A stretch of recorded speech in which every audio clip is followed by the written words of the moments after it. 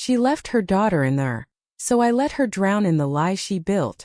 The vinyl chair was cold under my hands.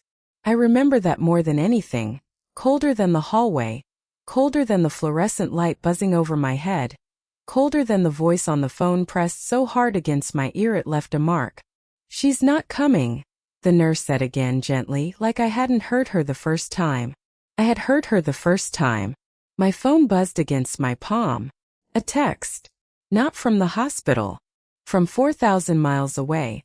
From a beach with water so blue it looked fake in the photo she'd post an hour later. "Don't call me again until you fix this, Rachel."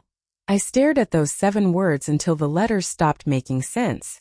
Somewhere down the hall a door slammed. A nurse, a cart, I never found out. I just remember flinching.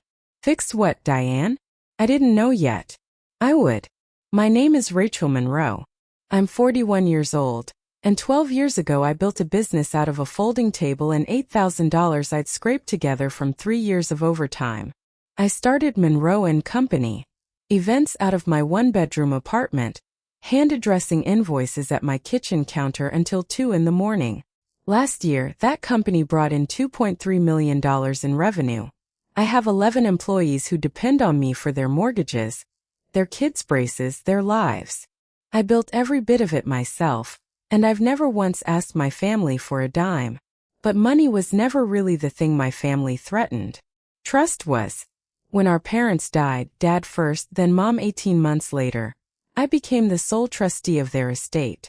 $640,000, split evenly between me and my younger sister Diane, 38, with the lake house held jointly until we both agreed to sell.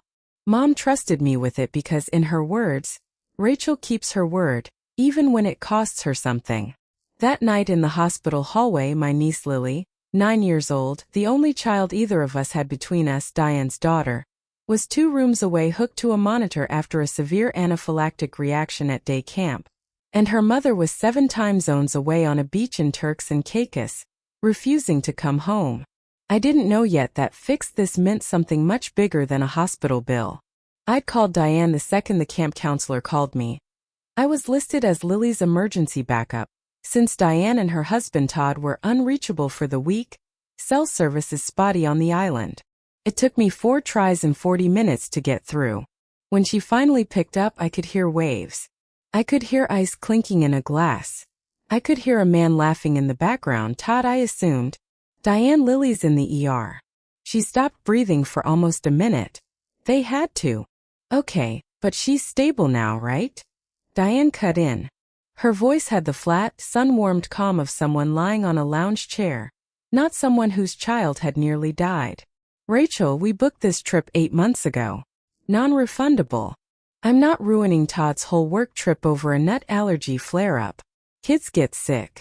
It's not my emergency to fix from a beach." I remember looking down and realizing my knuckles had gone white around the phone. "She's asking for you," I said. "She has you," Diane said. And then, almost as an afterthought, cheerful, "You're so good at this stuff anyway." She hung up before I could answer. In the background, right before the call cut, I heard her laugh at something Todd said. A real laugh. Light. Untroubled. I sat with my niece for 6 days. I slept in that chair. I held her hand through 2 more breathing treatments. Diane sent 1 bouquet of flowers to the room, no card, and came home 9 days after the trip had been scheduled to end anyway, tanned, rested, and already telling a very different story to anyone who'd listen. 2 weeks later, at Lily's welcome home party, thrown ironically by me, I overheard Diane telling our cousin Patrice a version of events I didn't recognize. "Rachel just loves being the hero," she said, swirling a glass of rose. "She practically staged the whole thing for attention. I mean, she posted about it in the family group chat 40 separate times. It's a little much, don't you think?" I said nothing that night. I smiled, refilled the chip bowl, and went home. But something in her tone, "Fix this," kept nagging at me. So the following Monday, quietly, I logged into the trust account I managed for our parents' estate. I hadn't touched it in months. Diane had asked a year earlier if she could help manage the lake house upkeep line since she lived closer to it. I'd agreed. Family trusts you. I found 6 withdrawals over 6 months, each labeled property maintenance, Lake House. Total, $22,000. I called Diane, keeping my voice light. Hey, I was reconciling the trust ledger, and I saw some maintenance withdrawals. Mind sending me the invoices for my records? She didn't miss a beat. Oh, that's just the accelerated depreciation reallocation Todd's accountant set up for the property. It's a K1 pass-through thing. It wouldn't even show up right on a normal statement. You wouldn't really, it's pretty technical. I can have Todd's guy send you a summary. I said, sure, that'd be great, thanks, in the same tone I'd used to thank a barista. I never got the summary. 3 weeks later, at Sunday dinner at Mom and Dad's old house, the Lake House, I went upstairs to grab a sweater from the hall closet. I heard Diane and Todd in the kitchen below, voices pitched low, the specific low of people who think they're alone. She's too busy playing Martha Stewart with her little events company to actually check her own bank app, Diane said. I could hear the smile in it. By the time she notices anything, we'll be in Nevis. Todd laughed. An easy, contemptuous laugh. Old spinster still hasn't figured out compound interest. Bless her. I stood very still at the top of the stairs, sweater in hand, and felt something in my chest go quiet and cold, the way water goes still right before it freezes. I drove to the county recorder's office on my lunch break the next day. It took 11 minutes to find what I was looking for. The Lake House, our parents' Lake House, held jointly in trust, requiring both my signature and Diane's to sell, had been sold 3 months earlier. $410,000. There was a signature on the deed that was supposed to be mine. I have signed my name probably 40,000 times in my life. That was not my signature. The R leaned the wrong way. The loop on the Y was wrong. I called the notary listed on the document, a man named Carl Devers, and asked very politely whether he remembered notarizing a deed for a Rachel Monroe back in March. Ma'am, I've never met a Rachel Monroe in my life, he said. I notarized documents for Renfield Title out of Clearwater. Never worked a residential deed like that. His name had been forged too. The last thing I checked, the thing I almost didn't have the stomach to check, was the $529 education account Mom had set up for Lily before she died. $18,000, meant for a 9-year-old's future. It had been drained to $900 over the previous year. 2 withdrawals matched almost to the day with Diane's Instagram posts.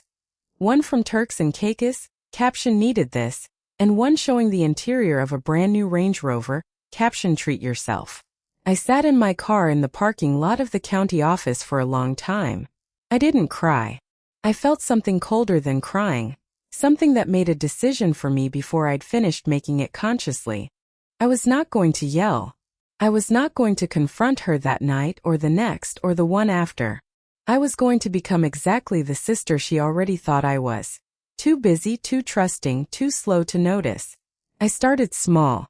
At the next family dinner, I misplaced my reading glasses on purpose, patted around the table for them, laughed at myself. God, I'm getting so scattered lately. Between the business and everything with Mom's estate, I can barely keep track of my own calendar. I let a stack of mail slide off my lap and spent an embarrassing 30 seconds gathering it up while Todd sighed audibly. When Diane mentioned breezily that she and Todd wanted to streamline the trust structure, moving it into something called a family LLC, that would require me to sign over primary trustee authority, just for tax efficiency, I widened my eyes and said, "Oh, that sounds so complicated. Is that something we should even worry about? I trust you guys know more about that stuff than I do." Inside, I was doing math with a forensic accountant named Priya Anand, whom I'd hired the week after the county office visit. Inside, I had already spoken to an attorney, Marcus Fell, who 6 months later would become my husband, though at the time he was just the calm, careful lawyer across the conference table asking me exactly the right questions. I let my voice go a little softer at family gatherings, a little vaguer. I stopped correcting Todd when he talked over me. I let Diane believe fully and completely that her older sister, tired, busy, sentimental, bad with numbers, was exactly as easy to manage as she needed me to be. It cost me something to do that. Every warm smile I gave her while I already had Carl Devers's sworn statement in a folder in my desk drawer took a piece out of me. But I kept telling myself the same thing over and over like a whistle only I could hear. Slow is how you catch someone who thinks you're too slow to catch them. By late October, Priya had traced $61,000 in trust withdrawals, the forged deed, and the drained $529 account into a single clean timeline. Marcus had drafted everything we'd need, and one thing we'd manufacture. The bait was simple. A quitclaim and trustee resignation document, real-looking, notarized, that would formally hand Diane full control of the remaining trust assets. I told her I'd been thinking it over, and that maybe it was time to simplify things, since you and Todd understand the paperwork better than I do. I said I'd sign it at Lily's recovery dinner, a celebration my mother would have wanted, 6 weeks out from the hospital, with the whole family there. Diane could not get to that dinner fast enough. What she didn't know. The pen recorder clipped inside my blazer pocket had been running since I picked her up from the airport that morning, catching her tell Todd in the car unprompted. Once she signs, we can finally list the rest of the portfolio. She'll never even notice until it's done. What she didn't know. Priya was 3 blocks away at a coffee shop, phone in hand, waiting for my text. What she didn't know, Marcus, along with a detective from the Financial Crimes Unit he'd been quietly working with for 2 weeks, was seated at a table by the restaurant's front window, nursing a glass of water, watching the door. Under the table, my phone buzzed once. A message from Priya. Notary statement filed. We're ready when you are. I closed my hand around my mother's old charm bracelet on my wrist, the one with the tiny silver whistle charm she'd given me when I was 12, the one she used to say meant you can always call me and I'll come. I'd worn it every day since she died. I hadn't taken it off once. Tonight I was finally going to use it. The private room at Almeida's was full, Diane, Todd, Lily bouncing happily between tables now fully recovered, Aunt Carol, Cousin Patrice, a dozen others. Todd had parked the new Range Rover right outside the window where everyone could see it. He mentioned the down payment twice before appetizers arrived. Business must be really booming for you to still be driving that little hatchback, Rachel, he said, grinning, refilling his wine. Maybe you should let us handle your finances too. The table laughed. Diane didn't stop him.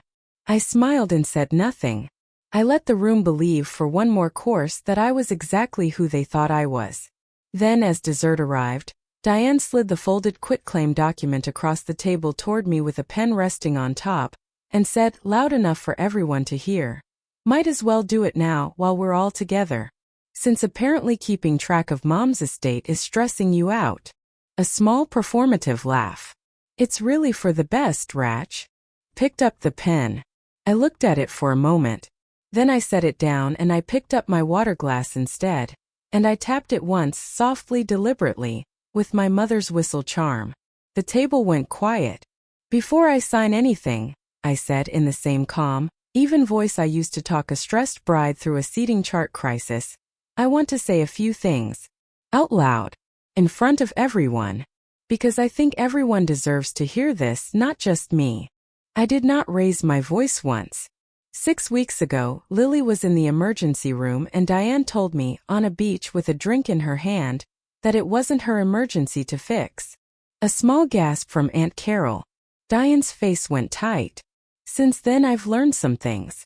I've learned that $22,000 was taken from Mom and Dad's trust under a line item called maintenance, with no invoices because there was no maintenance. I looked at Diane. "There's no K1 pass-through, Diane." I checked.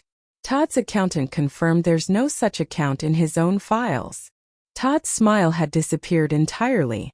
I learned the lake house, our lake house that requires both our signatures to sell, was sold in March for $410,000. I laid a copy of the deed on the table, with a signature on it that isn't mine. I spoke to the notary listed on this document. His name is Carl Devers. He's never met either of us. Diane's mouth opened. Nothing came out. And I learned that Lily's college fund, $18,000 my mother set aside for her granddaughter's future, was drained down to $900. Some of it on the exact dates you posted photos from Turks and Caicos. Some of it the week you bought that Range Rover parked outside. I reached into my bag and set down a manila folder, the forensic report, the notary's sworn statement, printed bank records, and slid it very gently across the table. I also have a recording, I said, from this morning in the car, of the two of you discussing listing the rest of the portfolio, once I sign today's document. Which I'm not going to sign. I picked up the quitclaim form. I tore it once cleanly down the middle and set the two halves down side by side. At exactly that moment, Marcus stood from his table by the window. Beside him, a man in a plain jacket approached the table and quietly identified himself as Detective Reyes, Financial Crimes Division. Diane Monroe Hale, Todd Hale. I need you both to step outside with me, please. The room didn't erupt. It went silent, the specific silence of a family watching a story rewrite itself in real time. Diane looked at me, eyes wet, voice suddenly small. Rachel, you'd really do this? In front of everyone? In front of Lily. I looked at my niece who was, thank God, at the next table with Patrice, too far to hear most of it, coloring on a paper placemat. You did this, I said quietly. I just finally told the truth about it. Within 3 weeks, the story had rewritten itself faster than Diane could manage the narrative. Diane was charged with forgery, trust fraud, and embezzlement from an estate exceeding $80,000 in total losses once Priya's full accounting came in. She was released on bond pending trial. Todd was let go from his position at the investment firm where he worked after his employer was contacted regarding the forged notarization and unrelated internal expense discrepancies. Priya's investigation happened to surface along the way. 2 of his former colleagues later told me, unprompted, that he'd been quietly under review for months. The Range Rover was repossessed 11 days after the dinner. Their social circle, the one built on brunch photos and boat days, evaporated with the speed only a small gossip-hungry town can produce. Diane was quietly removed from the board of a local charity gala committee. Aunt Carol stopped taking her calls. But I want to be clear about something because it matters to me. I did not go after everyone in Diane's orbit with the same closed fist. Todd's assistant, a 24-year-old named Sophia who had unknowingly notarized a stack of documents under his direction, believing them routine, was terrified she'd be charged too. I sat with her and Marcus for 2 hours, made sure the detective understood she'd been used, not complicit, and helped her find a new job through a client of mine. She still sends me a card every Christmas. I restored what I could to Lily's education fund out of my own pocket, not because I had to, but because a 9-year-old girl should never pay for what her parents did with a Mai Tai in their hand. And I quietly funded, anonymously, the completion of the charity gala Diane had been dropped from, because the kids that charity served hadn't done anything wrong either. It was raining the night Diane showed up at my door. 5 months later. Late October again, almost exactly a year since I'd found that first withdrawal. The trial had ended 2 weeks earlier. A plea deal, restitution, 18 months probation, and a permanent removal as any kind of fiduciary for the remainder of the estate. Todd had moved out. Diane was staying, I'd heard, in a friend's spare room, the kind of arrangement that doesn't last. She stood on my porch soaked to the skin, mascara run halfway down her face, a single overnight bag at her feet. Rachel, she said, voice cracking. Please. I have nowhere else to go. It's just for a few nights. You're my sister. I stood in the doorway. Marcus came up quietly behind me and rested a hand on my shoulder. Not to speak for me, just to be there. I thought about the hospital hallway. The cold vinyl chair. It's not my emergency to fix. The door was open for 12 years, Diane. I said, evenly, no anger in it at all. You're the one who closed it. I'm not going to pretend I can open it back up just because it's raining. I didn't slam it. I just closed it gently, the way you close a door on something that's already over. Inside, Marcus wrapped a blanket around my shoulders and didn't say anything for a while. Finally, he said, "You okay?" "Yeah," I said, and I meant it, maybe for the first time in a year. I think for the first time in a long time I actually am. I looked down at the little silver whistle on my wrist. I finally used it. And it had called exactly the right people home. Here's what I learned and what I hope you take with you. Being kind to people doesn't mean staying blind to them. Real strength isn't loud, it's patient, it's quiet, and it waits until the truth can stand on its own without you having to raise your voice to defend it. You don't owe anyone a door that stays open forever. Especially not people who never once knocked when you needed them. So let me ask you, if you were in that hallway, in that chair, would you have picked up the phone one more time? Or would you have already known it was time to stop calling? If this story hit home, hit like, drop a comment and tell me what you would have done differently. And subscribe for more stories like this one every week.